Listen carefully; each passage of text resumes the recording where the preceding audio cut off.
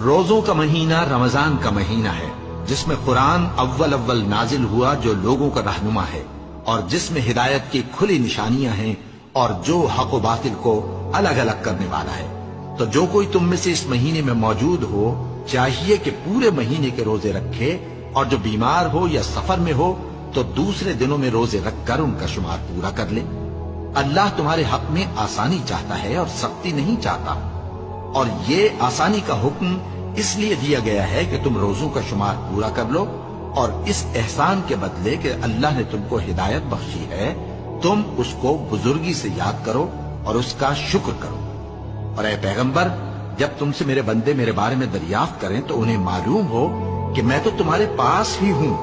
جب کوئی پکارنے والا مجھے پکارتا ہے تو میں اس کی دعا قبول کرتا ہوں۔ تو ان کو چاہیے کہ میرے حکموں کو مانیں اور مجھ پر ایمان رکھیں تاکہ نیک رستہ پائیں۔